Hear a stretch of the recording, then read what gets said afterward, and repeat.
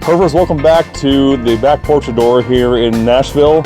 And this is kind of I'm really excited about today. This is the first time we've had to do the Cigar Connections side of the traveling Herf. And as you know, the Herf is about going checking out local lounges, traveling the country, seeing different places and what it has to offer. But a huge part of cigars is the way it brings people together. And I told you guys when this thing started that I was going to try to just hear stories of cigar lovers all over the country. And I got a friend of mine with me here who wanted to be the very first one of these Cigar Connections. So David Murphy from down there in northern Alabama, Flat Rock, Alabama. Is that right, David? Flat Rock, Alabama. So thank you, man, for being here, buddy. I appreciate you. And awesome. welcome to the Back Porchador here for the very first ever traveling Herf Cigar Connections. Well, it's almost the very first. I think it's the very second. Well, true. We did this once already. The sound was all screwed up, so we're acting like it's the first time, David. Oh, okay. So we get to enjoy cigars again then. You get to enjoy cigars again. So I'm working on a Dura Estates. What are you working on over there? A Gurkha Beauty that I picked up recently. Yeah, so. that's a good cigar right there. It really is. Yeah. What's your palate normally like? What do you like to smoke in general? Usually medium, full body. Like a lot of Nicaraguan cigars. Usually Perdomo is my go-to. Mm-hmm. I don't think I have a single one in my humidor at home right now because I've smoked them all. But yes, you have to get more. That's right. Well, I like a little bit of spice to my cigar, yeah. And big smoke is always great. Yeah. If a cigar produces some nice, beautiful smoke, it is awesome. Are you one of those breakfast cigar kind of guys? No, I'm not. No, I work from home, and I would have to move my office outside right now if I were to do that. Now, I'm a normal week is maybe 2 or 3 a week, but sometimes it's more like every day. So. Yeah, and I'm probably at least an every day, sometimes depending on the day, multiples a day. Sit out here with a cup of coffee and get some work done, have a meeting, and enjoy a cigar while I'm doing it. And then after lunch, time for a cigar.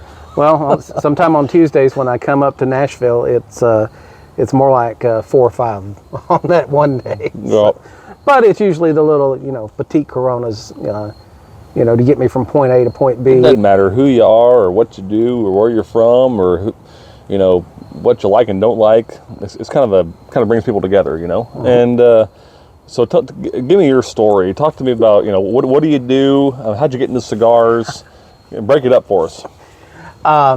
Well, I listened to a radio guy that always and constantly talked about cigars, and he would even break it down and talk about what cigar was great for new beginners to the hobby, if you will.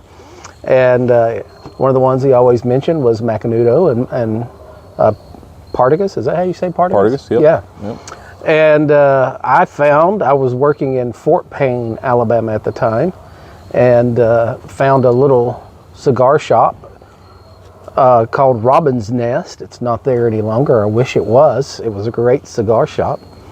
And I walked in and bought a couple of Macanudos and a couple of Partagas, and I really enjoyed them. But it was quite some time before I had a humidor, before I could really, start enjoying them. How long ago was that?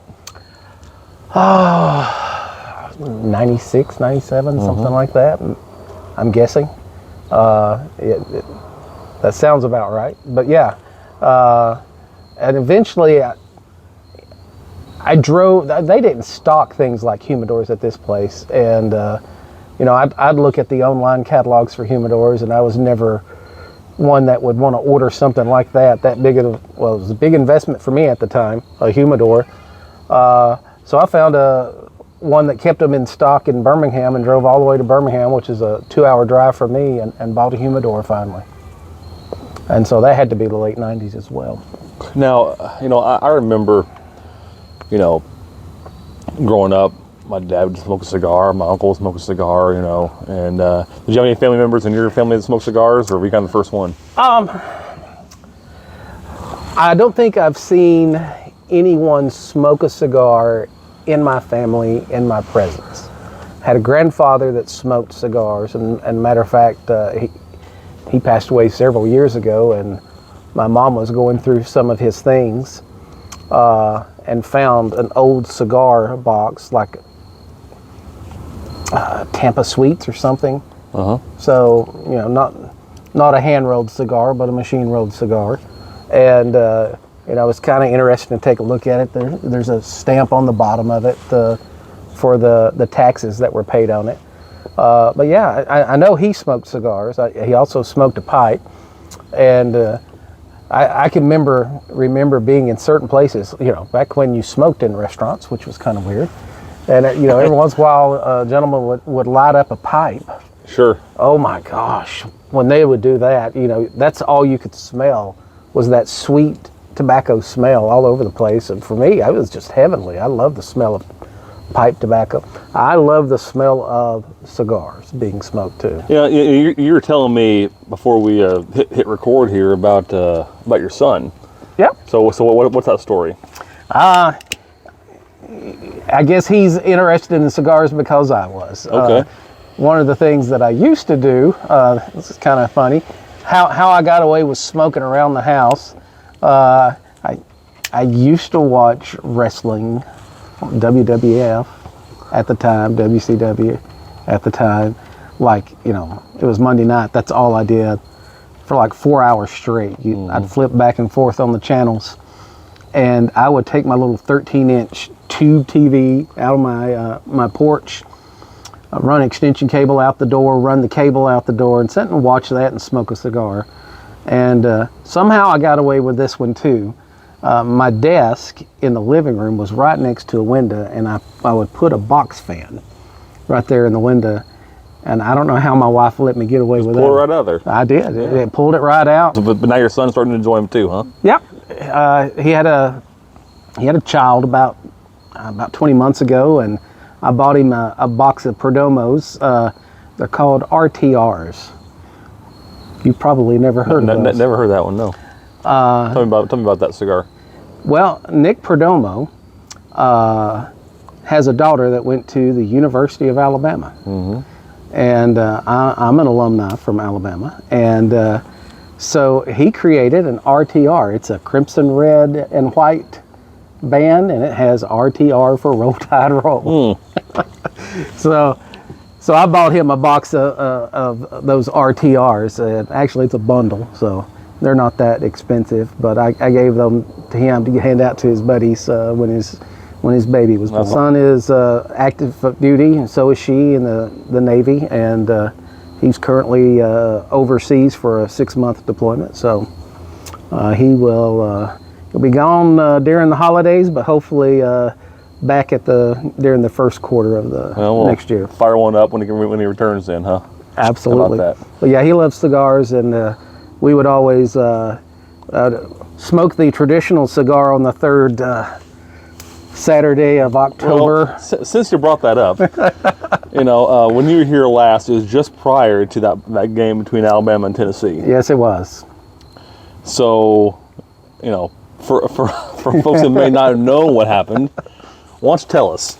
You know, it started off as a player thing. The players, whoever won, would light up cigars in the locker room. Well, the fans heard about it, and the fans started lighting up in the stands. And whoever won, you would see that entire football stadium light up in smoke. It's a cloud of smoke. A cloud of smoke, even though, you know, there are no tobacco products allowed any longer on those facilities. For some reason, it's allowed on this one occasion. Well, they can't stop 100,000 of them from doing it. Whatever the fines are, the school gladly pays it. So yeah, I was prepared.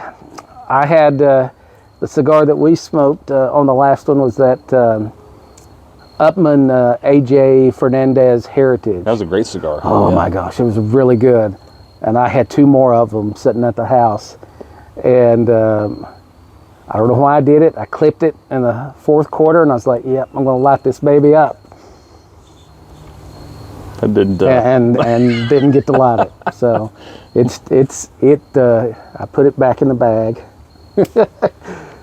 Close the bag back up, the little cellophane wrapper that you keep a cigar in, and it's back in the humidor. Maybe it'll survive another year. We'll get another chance to light it up. Well, but yeah, I got a feeling though you're gonna look at that thing here in about a month and say, you know, I need to smoke that. That's gonna be pretty tasty. Well, look at it and get mad probably. For somebody, David, who, you know, is kind of maybe new to cigars or be curious about it, wants to kind of dip their toe in the water. Mm-hmm. What would you recommend they do?